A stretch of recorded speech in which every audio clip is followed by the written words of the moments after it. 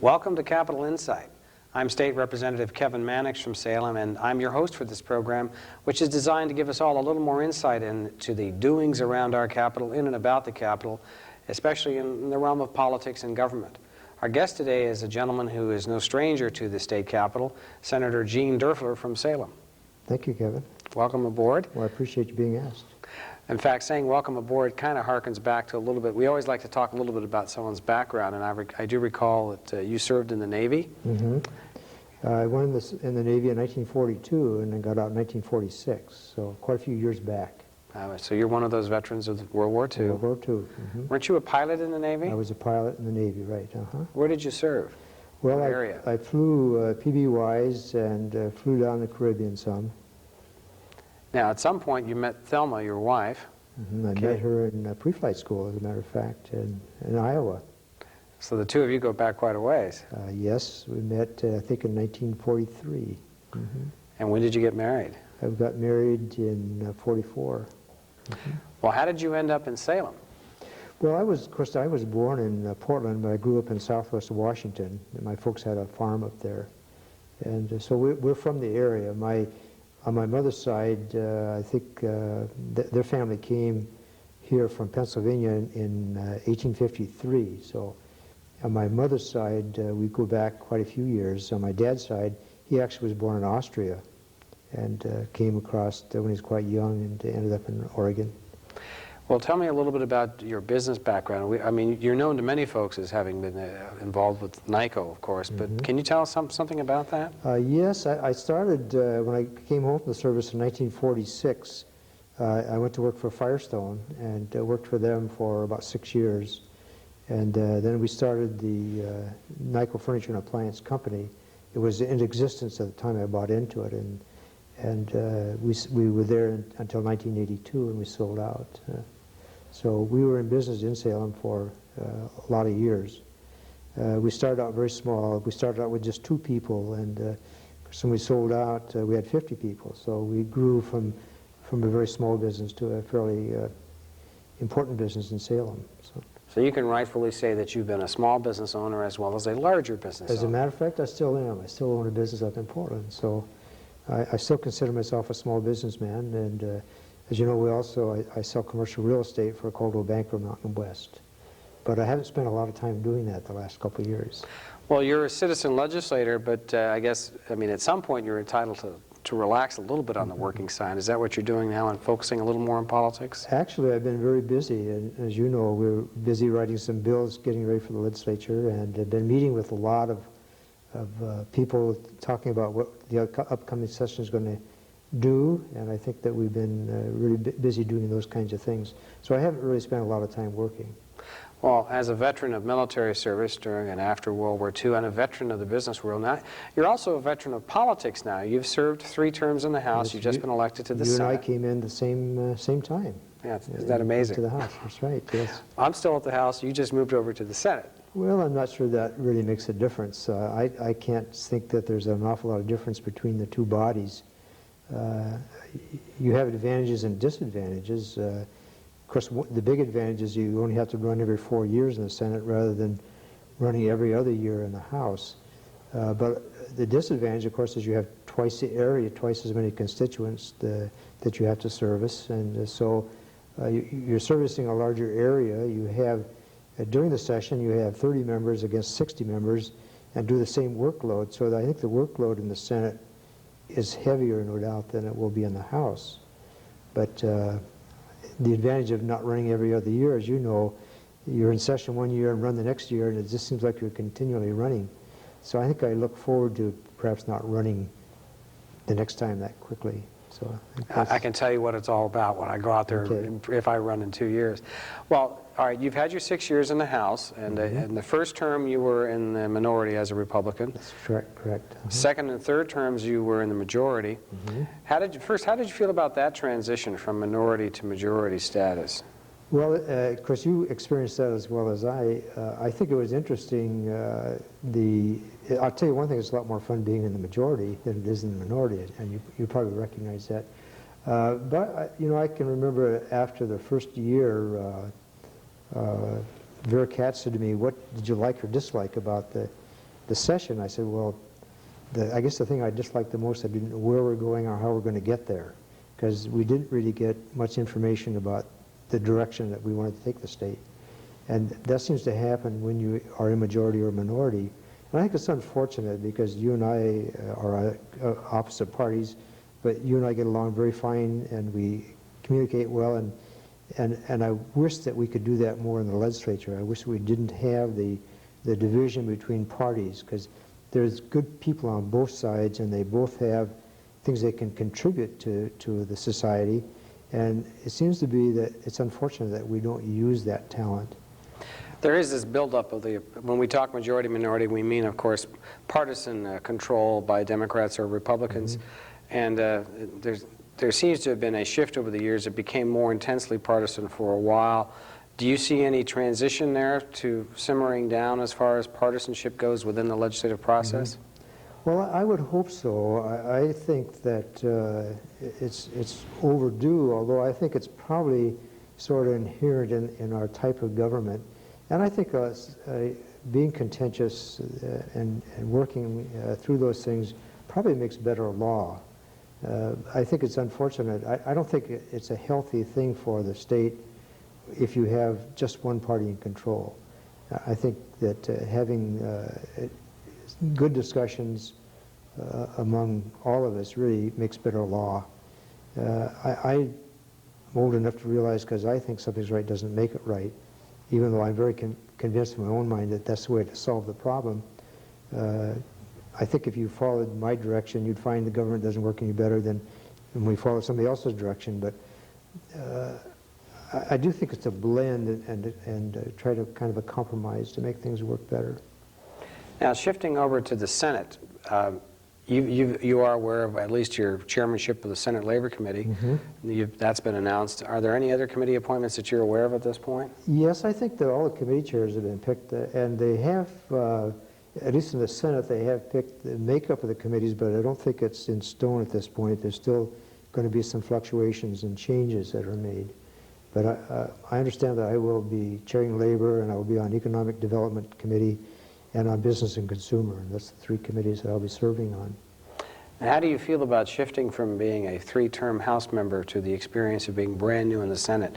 Of course, you're in the majority over there, which is a big change for the Republicans. But tell us about that feeling. Well, I think that really is not going to be much of a change. I think that the experience that I've had in the House is going to serve very well in the Senate. In fact, it's an advantage in a way, because having experienced both being in the minority and the majority, as you know, the Republicans that have not controlled in the Senate for 40 years, all of those members of the Senate don't know what it's like to be in the majority. And I can remember when we took over control in the House as Republicans, it took us 3 months before we realized we were in control, and it took the Democrats 6 months to realize they weren't. And so it was kind of an interesting experience, and obviously we're going to go through that same process in the Senate. There is a difference in setting up the agenda than there is just being in a minority. So I think that the Republicans will find that they have to lead at this point, and they can't always be people that are objecting to things, but they have to be contributing and helping society in our state. Are there any other House members who are Republicans shifting over to the Senate? I'm just, perhaps you would remember, I'm trying to think of some.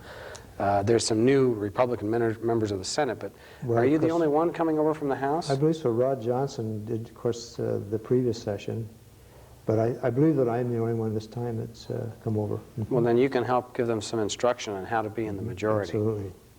Now, Gordon Smith, of course, as we're speaking, some folks will see this show after session starts, but we're anticipating some things. We're taping this just before the session starts, but Gordon Smith is lined up to be the Senate President. Have you had much chance to talk to him about the direction, what the Republicans will do in terms of leadership in the Senate? Yes. In fact, we had a 3-day caucus here about 3 weeks ago, and we spent 3 days going over what we would like to accomplish. And of course, the first thing on the agenda is to make sure the agenda doesn't go too long. Gordon, rightfully so, would like to be out by mid-June, and That's not a promise, but I think that's a goal that we would have. I think the reason for that is that we need to build confidence back up in government. As you know, we have a very angry constituency out throughout the entire state, and they don't really have a lot of confidence in government at this point. And that's one thing I think that if we get in and start doing our business and get it done and get out, that will help us in confidence with people. As far as some of the trends and developments for the session, with the Republicans controlling both the House and the Senate, which is although the Republicans have controlled the House the last 2 sessions, the Democrats control the Senate. So now we have a new dynamic. We'll have a Democratic governor with John Kitzhaber. But what sort of trends do you see as far as the session goes, besides trying to get out sooner and trying to be cautious about overdoing the agenda? Well, I think that one of the things, as you know, in the past 3 sessions that I've been there, we really haven't associated with each other. I mean, we were in the House and the Senate kind of ran the Senate, and we never spoke to each other, and one House didn't tell the other what the plan was or what they're doing. I would see that's a definite change. I think that there will be cooperation between the 2 bodies at this point, perhaps discussing bills and getting trends set up of what we want to accomplish, which I think would be an advantage. So I think that's one of the advantages we're going to have. There will be more cooperation between the 2 bodies. Are there some hot issues that you would spotlight from your perspective, or generally speaking? Oh, I think that, you know, it's always sort of interesting when you talk about what are going to be the hot issues. And I always say it reminds me of a cartoon that was going around the last session, and it showed this fellow paddling this canoe, and he was looking out at the sky, and he's going over this waterfall, and in this big, deep preface, and I think it said on his shirt, "The public," and on the front of the canoe it said "education." And this was a cartoon that was published in the Oregonian in 1934. That was 60 years ago, and obviously education at that point was a serious problem. It's still a serious problem. I think education is probably one of the most important issues that we have to address. And as you know, you're probably getting some constituents calling you. They're concerned about the 3565 bill that we passed, and I think it's something that we do need to look at. That's the bill which reforms the education system and sets up the Certificate of Initial Mastery and the Certificate of Advanced Mastery, and students prepare a portfolio showing what they can do. But there's some concern that you're shifting away from traditional academic standards, and there's been a lot of debate going on about that. There's a lot of uncertainty about what we're trying to accomplish. I think if you were to talk to anyone and ask them, do we need to change how we educate our kids, I think it'd be unanimous, because certainly the product that we're turning out today is not adequate. I think the top 30% are getting probably the best education they've ever had, but the 70% are not. And with the changes in the world, marketing, we can't afford to lose any person through our education system. And we somehow have to reach that 70% that we're not reaching. I think, as I recall, the legislature passed the legislation with the idea of saying this is what we want as a result. And I thought we tried to leave it up to local communities to design a system that would accomplish that. That doesn't seem to have fit. People don't feel like they have control, and I think that's something that we have to change or convince people that we want them to design the school system the way they want it. And if they don't want this thing to happen, then how do they want it to happen? We need to get citizen involvement, certainly parents and teachers working together, because we do have to change how we educate kids. Let's pause for a moment. I'll mention to our audience that you're with us on Capital Insight. I'm State Representative Kevin Mannix. I'm the host for the program. And our guest today is Senator Gene Derfler, formerly a representative for 3 terms from the Salem area, and now a senator, so he'll serve a 4-year term in the Oregon Senate. If you ever have any questions or concerns, feel free to write to me at Capital Insight, H395, State Capitol, Salem, Oregon 97310. And we'd be glad to respond to your inquiries. Back to Senator Derfler, you were talking a bit about education, and I'm wondering if we're going to see some attempt to loosen up the reforms and emphasize more flexibility for the school districts, probably be a little bit less directive and less centralized. Mm-hmm. You know, it's great when people get upset, because that's when we make changes. And so being irritated and concerned about what is happening, I think just calling attention to those things helps solve the problems. And I hope that rather than people sitting back and just criticizing what's happening, that they get involved and help solve the problems. Because I think that those problems can be solved, but government, as a rule, doesn't do a very good job of solving problems. It's going to take people to get involved in it to make that happen. Now, in areas other than education, counties and cities, I'll be introducing some legislation to withdraw unfunded state mandates. Mm-hmm. Which items will go in there is still subject to some debate, but the point is that just as many of us complain about the federal government imposing Mm-hmm. mandates on the state and not providing the funds, I'm trying to become more sensitive to cities and counties being told by the state what to do, Mm-hmm. but not being given the funds to do it. Do you see the Republicans being supportive of that notion of saying to the local governments, we're going to back off a bit? I think last session, at least in our caucus, we talked about that and said we were not going to pass any legislation that would mandate things to the counties without providing the funding for it. And I think last session we pretty well did that. While we stopped, now I'm asking if we're going to back up a little bit and say, Mm-hmm. okay, guys, now here's some other mandates we already Mm-hmm. passed, Mm-hmm. but since we haven't been giving you the funds to do it, we're going to back away. Mm-hmm. How do you think they'll feel about it? When I say back up, I don't mean in terms of government progress, but I mean in terms of telling local governments what they must Mm-hmm. do. You know, I think those things should be looked at and considered. I would have to say, though, that actually the counties and cities have not suffered from Measure 5 near as much as state government has.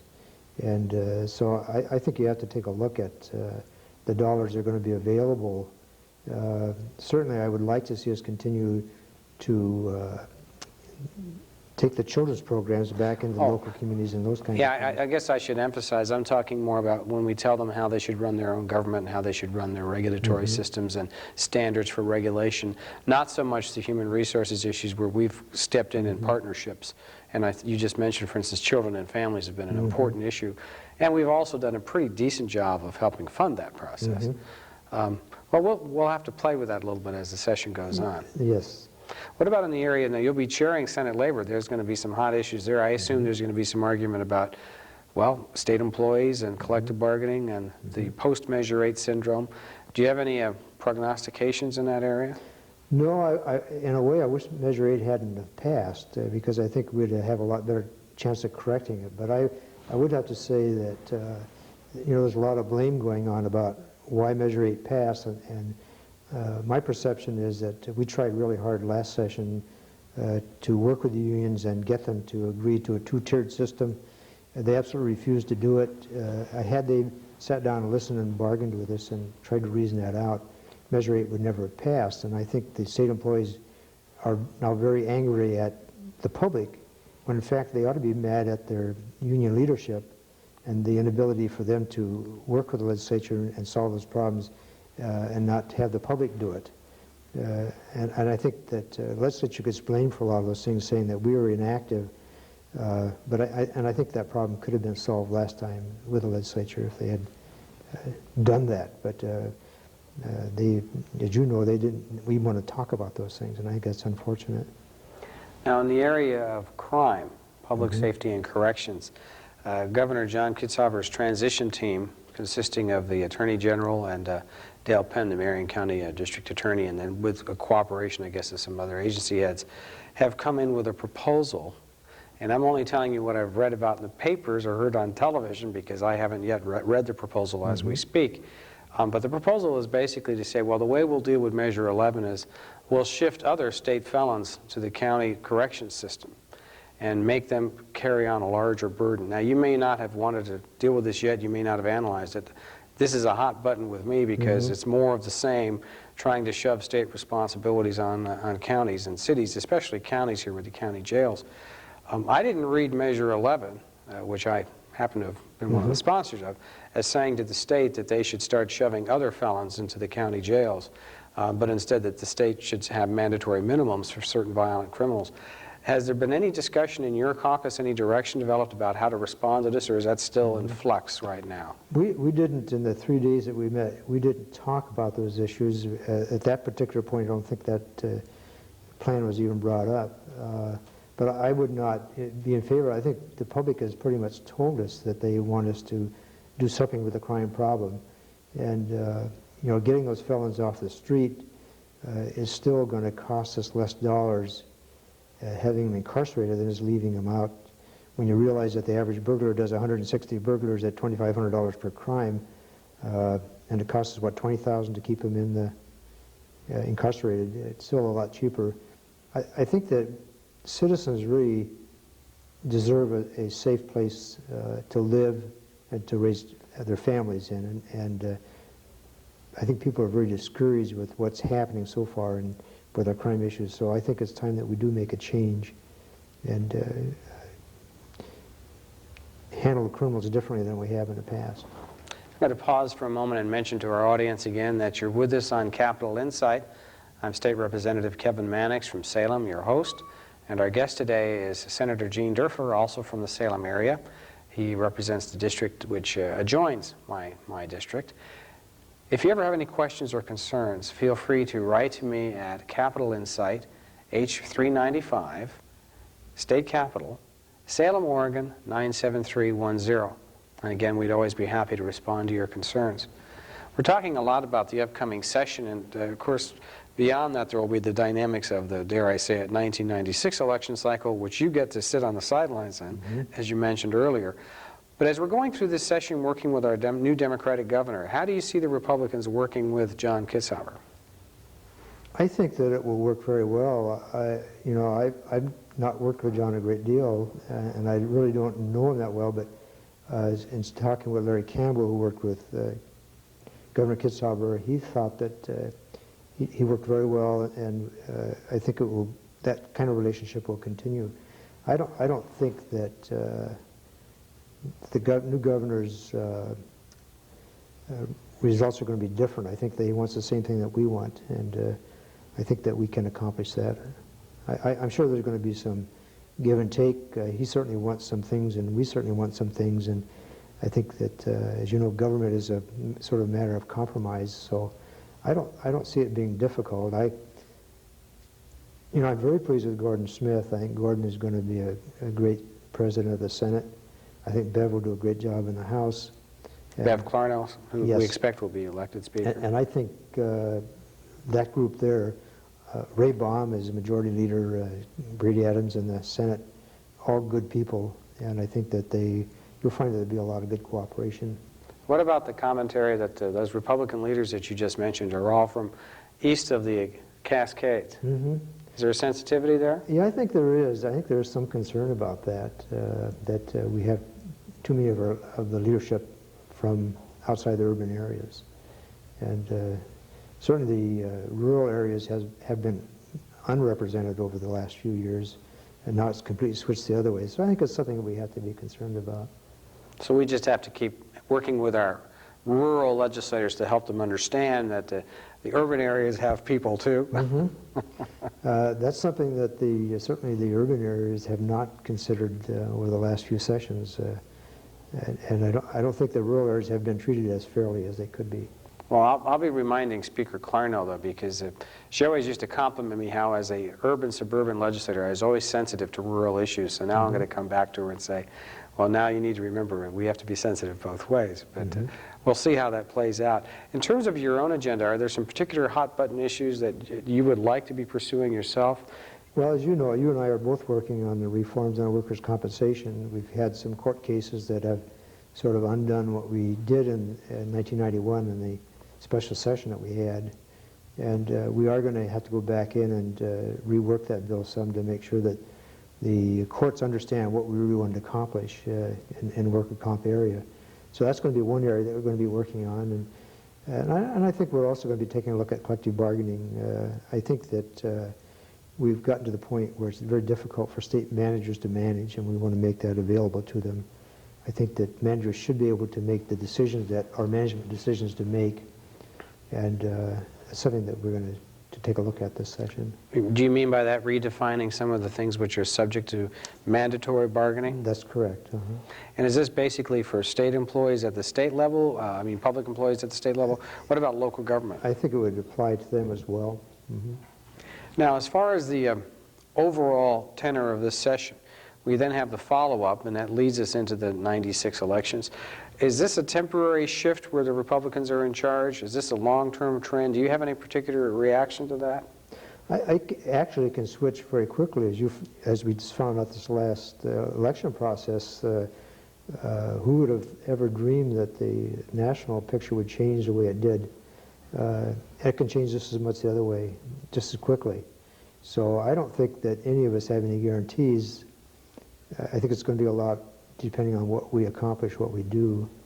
I would say that perhaps as far as our own local legislature is concerned, that it's going to be difficult for the Democrats in the Senate to change it really quickly, noting that we have quite a majority, 19 to 11, and the next election process will be more rural areas, which normally elect Republicans. So I think it could be difficult for the Senate to change, but certainly the House can change. As you know, this last process we went through, we weren't sure that who was going to control during that election time. So all those votes were counted in some of those districts. And look at, some of them were close, within 200 or 300 votes of each other, and it could have gone either way. Do you think there's a trend towards more moderation in the parties in terms of some of the candidates that they try? Now, there's exceptions, but in terms of a desire to appeal to the broader electorate? Yes, I think that I think people are getting a little more conservative, and I think that the legislature will change with that.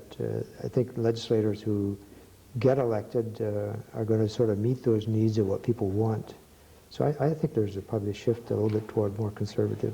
I assume that we're not going to be talking about new taxes during this coming session. That's one of the things that we talked about in caucus, and we all agreed that we would not raise taxes or fees this time, that we were going to live within the dollars that we get. Because again, I think that's what the public is asking us to do. Will there be specific instances where you might look at fees if there's a demand by a constituency to get a job done and they're willing to pay more? I think if a particular group comes and wants to increase their fees for their benefit, that's something that probably could be looked at. We should mention briefly that there are some groups like that who are regulated and they want to pay professional fees and they like having their fellow, say, professionals or business people regulated. So that can happen sometimes. So I think a good example last time with the nursery people, that industry had grown a great deal in the last few years, and in order for them to ship product from this state to another state, they had to have a state seal of approval. And they had so much product going out, and they were limited to the number of inspectors, and they came and asked us to put on 2 more inspectors so they could solve that problem, and we did that, and their fees went up to pay for that. Do you think you're going, I'm asking you one last softball question here because we're going to wrap up. Do you think you're going to enjoy this session? Sure, I enjoy each one. I think it's a real challenge. It's fun to do. It's interesting. The learning experience is fantastic, and I think it's fun to do. Well, folks, you heard it from Senator Derfler himself. He says he's going to enjoy the session. We'll see how much all of us enjoy the session. I actually think that every session can be enjoyable if we look at it as an opportunity to challenge ourselves to respond to the public interest. And speaking of the public interest, we hope we've shared some insight into what that's all about. Thank you for joining us on Capital Insight, and thank you, Senator Derfler. Well, thank you for asking me.